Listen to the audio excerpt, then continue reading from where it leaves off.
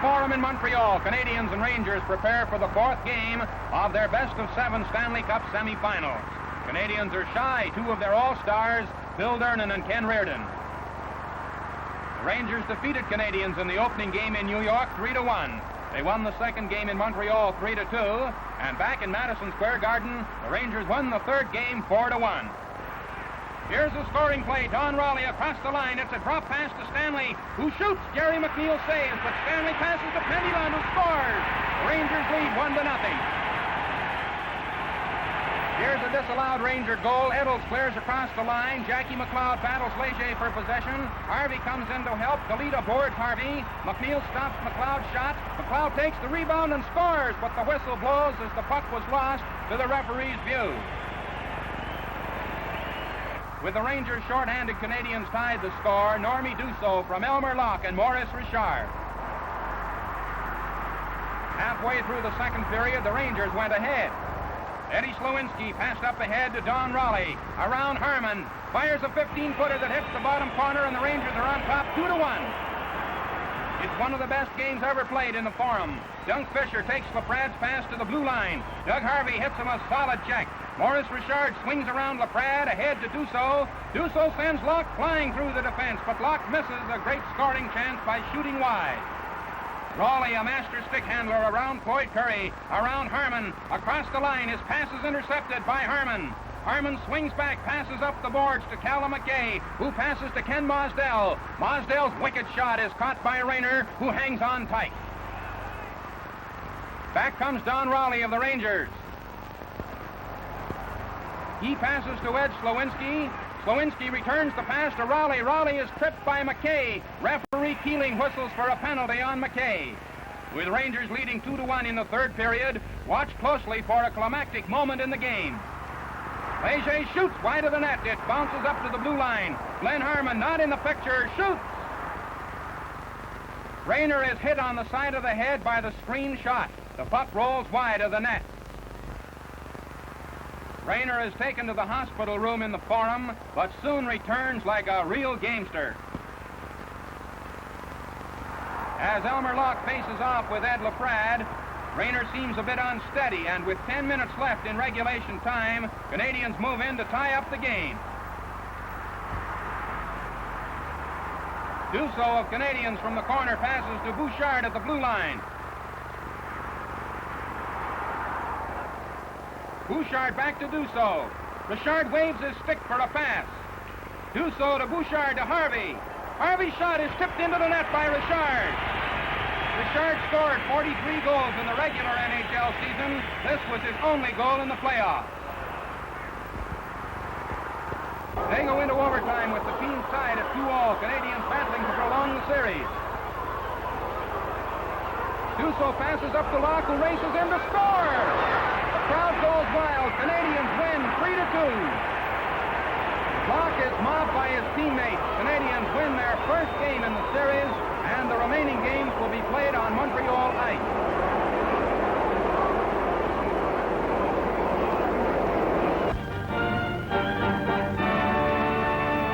Ready at center ice. Canadians in the white sweaters, Rangers in the blue. Gus Kyle follows the puck back into the corner. Mosdell chases him. Ed LaPrade races into center ice. Maurice Richard trips LaPrade. Referee Gravel on top of the play calls a penalty on hockey's famous Rocket. Canadians successfully hold off the Rangers during the penalty. Bert Hirschfeld rushes for Canadians, gives and takes a pass with Billy Ray. But Rayner is too good, clearing the puck to the corner. There is plenty at stake, so the teams pull the throttle wide open.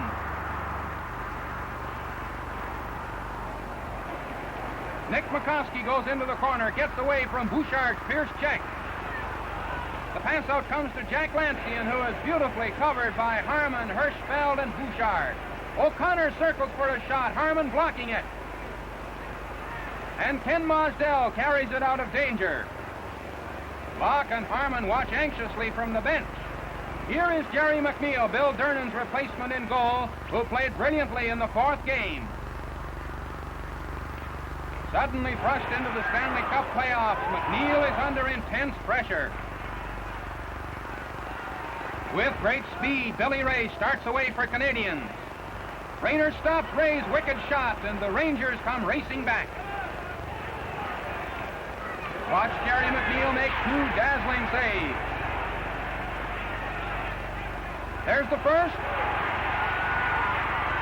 There's the second. Floyd Curry falls on the loose puck.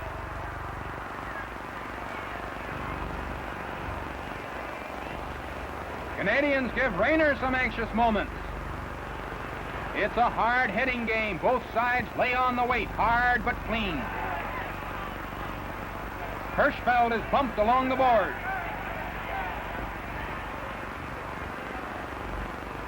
Dick Irvin watches the play closely.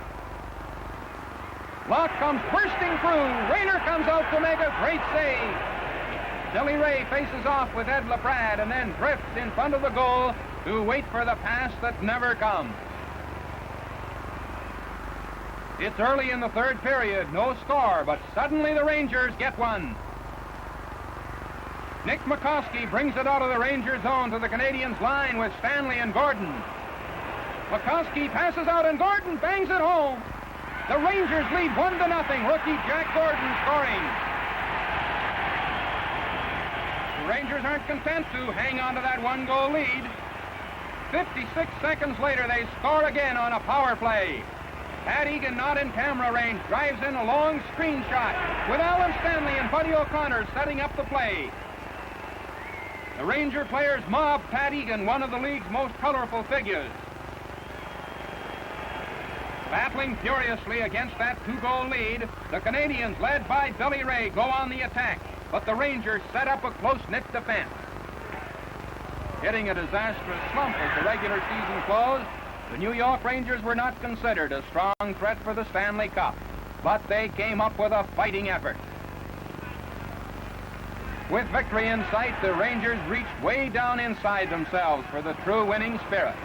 Backed by the incomparable Charlie Rayner in goal, the Rangers drew up a stout defense against such Canadian stars as Richard, Locke, Curry, Ray, and Dussault. The Rangers were particularly effective down the middle, with 3 outstanding centers, Ed LaPrade, Buddy O'Connor, and Don Raleigh. As these highlight scenes showed time and again, this trio were tops in stick-handling ability. Now the Rangers wind up for the final goal in this series. LaPrade, Lund, and Fisher roar to the attack. Lund shoots. Stout Fisher jams home the rebound. The Rangers win the game 3-0 and win the semifinal series 4-1. Enterprise. Hi, I'm at the repair shop. I need to rent a car.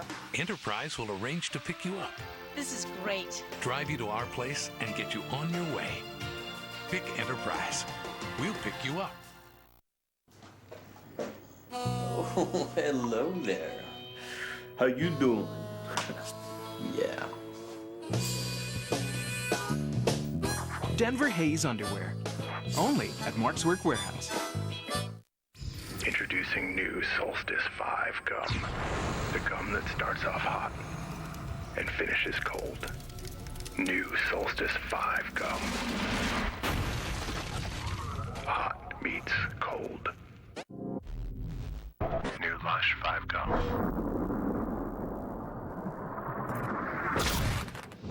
A crisp tropical sensation. New Lush 5 gum. Stimulate your senses.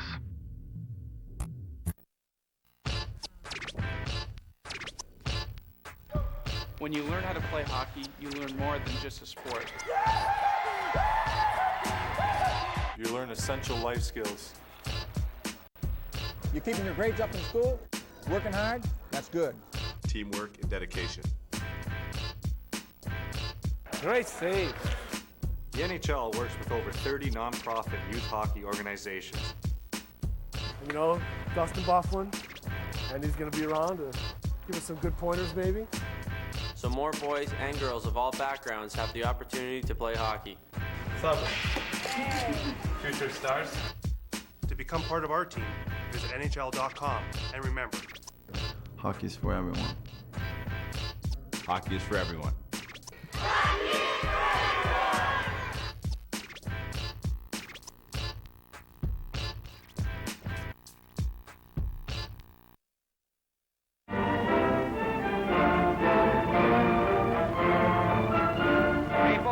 Gardens, one of hockey's showplaces and home of the Toronto Maple Leafs. The Leafs are out to win the Stanley Cup for the 4th straight year, something no team has been able to accomplish in the trophy's dramatic history.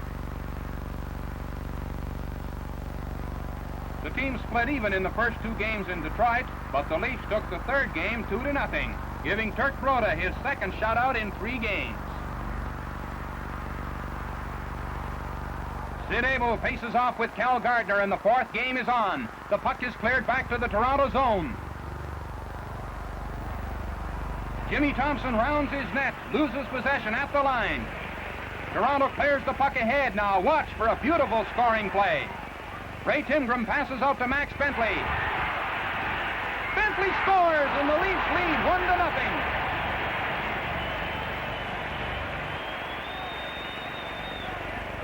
Sid Abel feeds Ted Lindsay a short pass, but Harry Watson pulls down Lindsay. Referee McLean penalizes Watson. From the face-off, the puck comes back to Jack Stewart. Turk Broda blocks it, and the puck rolls wide. Jimmy Thompson, a fine rushing defenseman, races into Red Wing territory. Thompson passes to Watson, but Leo Reese blocks the shot. Watch the Red Wings goalie, Harry Lumley, now with Chicago, come up with some acrobatics as Howie Meeker, Cal Gardner, and Harry Watson storm around the Detroit cage. Watson misses. Detroit players pack in around the goal mouth.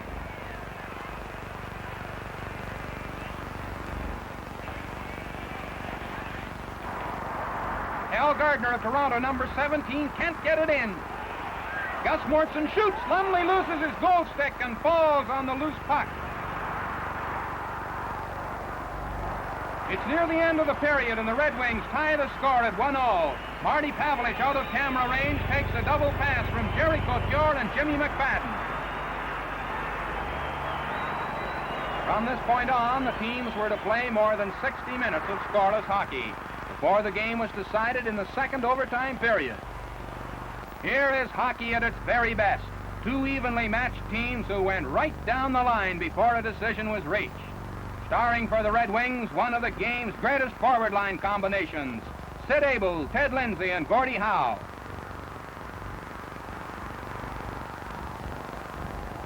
Sid Abel won recognition in 1950 by Sport magazine as hockey's Man of the Year.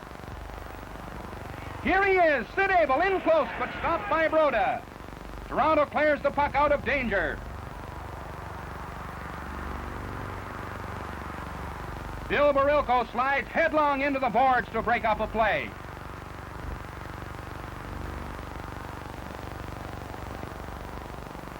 Sid Smith flies across the Detroit line, but is checked hard by Claire Martin.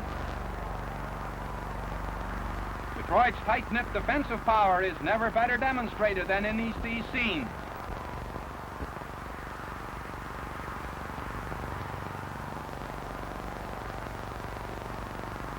At the close of the first overtime period, Bill Barilko of the Leafs had drawn a minor penalty, which held over into the 1st minute of the 2nd overtime period. Detroit readies for the kill.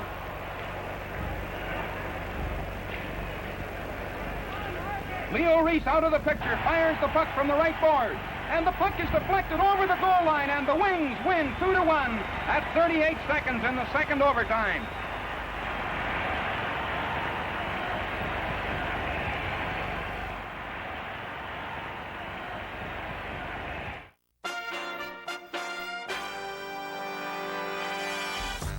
Dancing with the Stars is a huge show.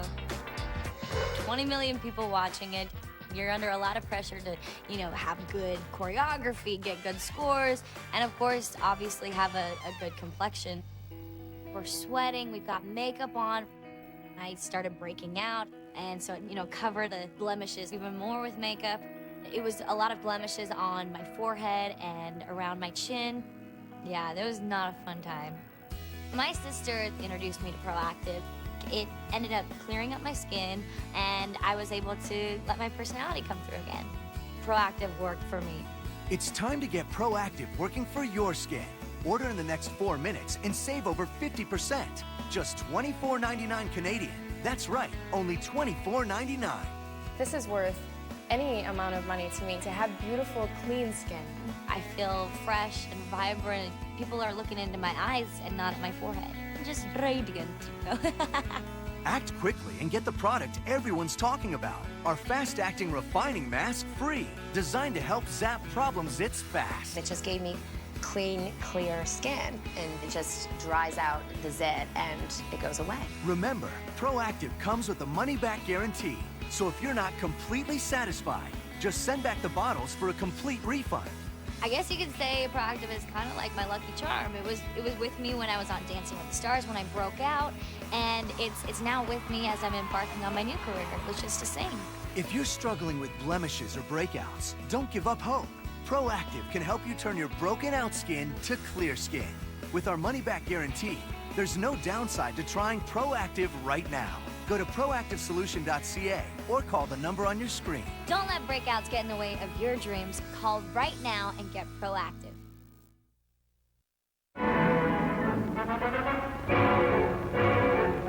In the Detroit Red Wings dressing room, the atmosphere is electric as the Red Wings prepare to meet the New York Rangers in a game played in Maple Leaf Gardens, Toronto. Detroit leads the series 1-0.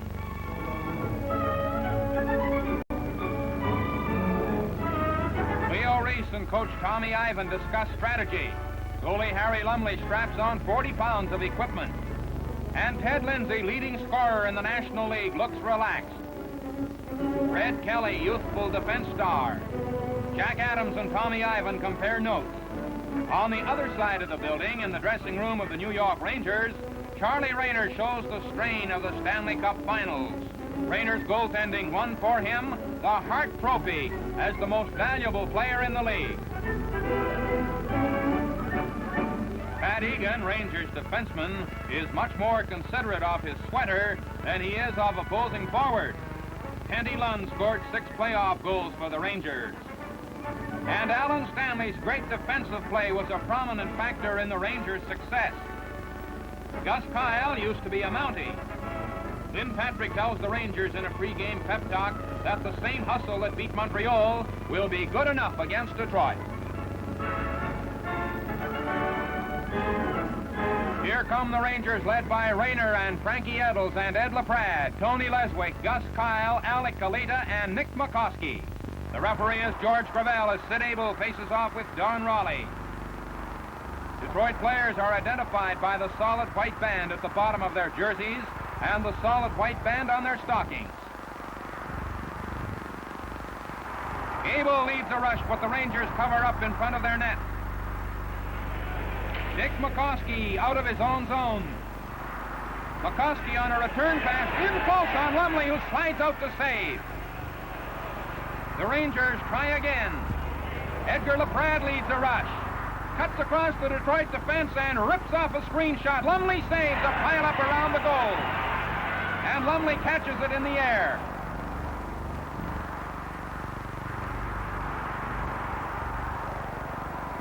Here's poetry in motion. Ed LaPrade underway. Around Jimmy McFadden. Around Leo Reese. Around Lee Fogelin. Buddy O'Connor returns for New York. His drop pass is intercepted by Jerry Couture. George Gee drives in. Gee's shot is wide of the Rangers' goal. Kyle clears to Gordon. To O'Connor. O'Connor passes to Gordon. Gordon to McCoskey. He shoots. And Lumley saves sensationally on the play. In the second period, Detroit leads 1-0 on Jerry Couture's goal. Penty Lund, using Don Raleigh as a screen, gets in close but shoots wide. Ted Lindsay passes into the corner to Sid Abel. Abel to Red Kelly. Kelly shoots, and Rayner turns it aside. Halfway through the second period, the Rangers tied the score on Pat Egan's unassisted goal. The series was as tight as a drum the rest of the way.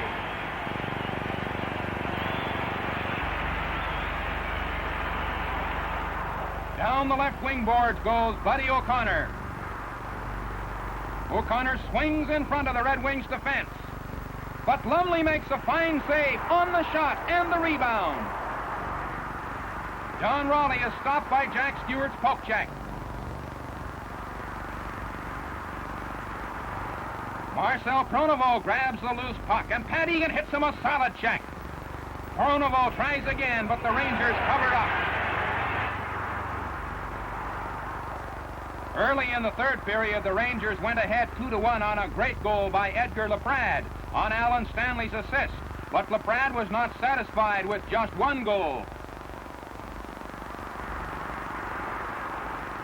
Here's Edgar Laprade scoring one of hockey's memorable goals.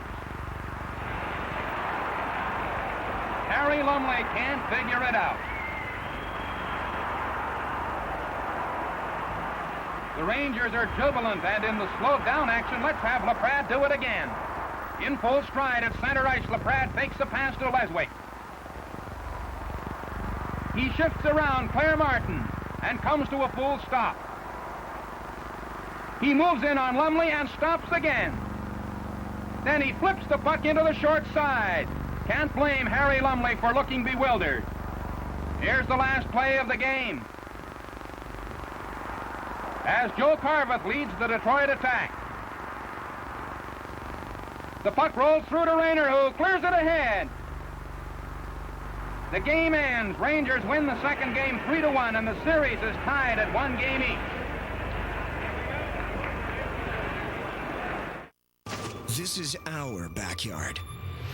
This is our hill. And these are our HD moments.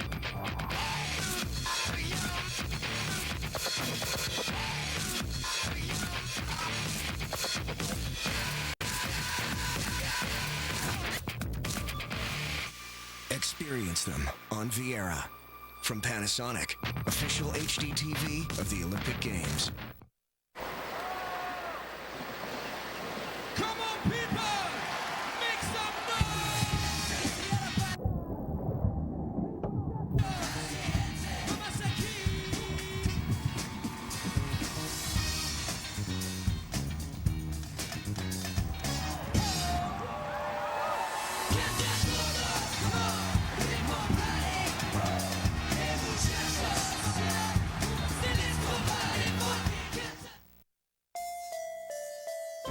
Now's the best time to get a 2010 Kia Soul. Or a 2010 Kia Forte. Or even a 2010 Kia Forte Coupe. Get the best deals of the year during the Kia Holiday event and don't pay until spring. Plus, we'll give you up to $1,000 in prepaid gift cards. The Kia Holiday event. And coming soon, the all-new Sorrento. This is NHL Game Center Live, your online access to live games on NHL.com.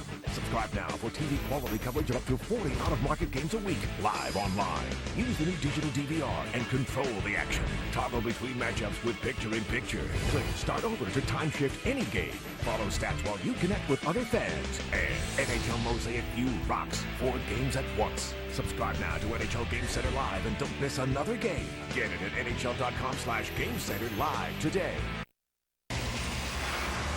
TSN 2. More of what you want. More of the best.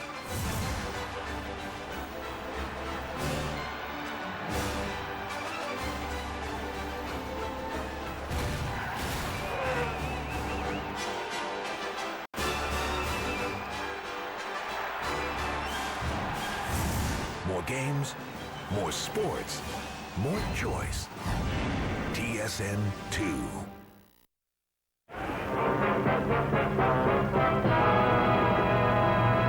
Here's the 6th game. The Red Wings wear the sweaters with the solid white bands at the bottom and the solid white bands on the stockings. Rangers have won the last 2 games in the series on a pair of spectacular overtime goals by Don Raleigh. Jerry Couture is knocked down. Nick McCoskey passes to Kalita. Kalita to Alan Stanley, who scores! Rangers lead 1-0 and only need to win this game to win the Stanley Cup. In the 3rd game of the Stanley Cup final played in Toronto, Red Wings won 4-0 with Harry Lumley turning in a well-deserved shutout. Then the series returned to the Detroit Olympia to be fought to a finish. It took plenty of heart to win the 4th and 5th games on Detroit ice, but the Rangers had it. Tony Leswick feeds it up to Ed LaPrade. Over to Fisher. With a brilliant shot, he scores! That gives the Rangers a 2-0 lead with only 8 minutes played. Pat Egan and Marcel Pronovo rough each other up. Referee Gravel has a ringside seat. And linesman George Hayes separates the battlers, and it's a penalty to Egan. Facing a 2-goal deficit, the Red Wings showed the true champion spirit and dug in harder. Before the period closed, Ted Lindsay scored from Blackjack Stewart, but the Rangers got it back. Pendy Lund from Dunk Fisher and Ed LaPrade. With the Red Wings trailing 3-1, the indomitable Sid Abel gets in close. A long shot. On the rebound, Abel scores! That brings Detroit closer. It's 3-2, Rangers leading. After 16 minutes of play in the second period, Jerry Couture bagged his 4th goal of the playoffs, with George G. and Pete Babando assisting, and the game was tied at 3-0. Before the third period was 2 minutes old, fiery Tony Leswick gave the Rangers the lead once more as LaPrade and Fisher provided the assist. Lindsay came through with the tying goal for Detroit less than 3 minutes later. That made the score 4-4 and climaxed a terrific uphill fight by the battling Red Wings. Then Red Wing veteran Sid Abel won the game. Here's Abel falling over Charlie Rayner right in the goal mouth.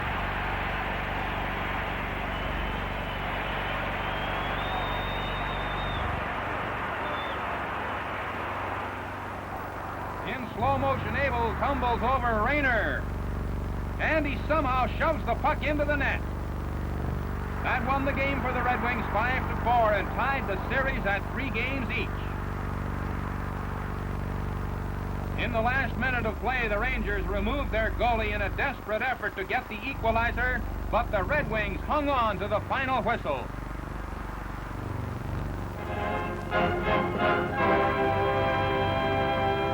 The chips are really down now in this first All-American Stanley Cup final in 7 years. With Marty Pavelich in the penalty box, the Rangers scored 2 goals in 64 seconds to jump into a 2-goal lead. Alan Stanley and Tony Leswick were the marksmen.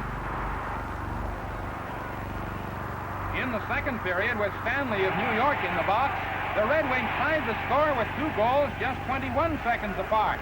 Pete Babando and Sid Abel pulling the trigger. Then Buddy O'Connor scored for New York, and Jimmy McFadden tied it up again with a Detroit goal. A scoreless third period, a scoreless overtime period, and 8 minutes into the second overtime set the stage for intense sports drama. Pete Babando cuts in, he shoots, he scores! Detroit wins! For the first time, the Stanley Cup was decided by a sudden death goal in overtime. You can almost feel the jubilation of the victorious Red Wings, the dejection of the New York Rangers, who twice had a 2-goal lead in the last 2 games and failed to win. But that's hockey. It's a fiercely competitive sport, played to the limit by high-salaried stars, whose supreme physical condition enables them to provide the full 60 minutes of sustained speed and action throughout each of the 35 regular home games in the 6 National Hockey League cities. And so, once again, the winning of the Stanley Cup ends another chapter in the history of hockey, the truly great international sport.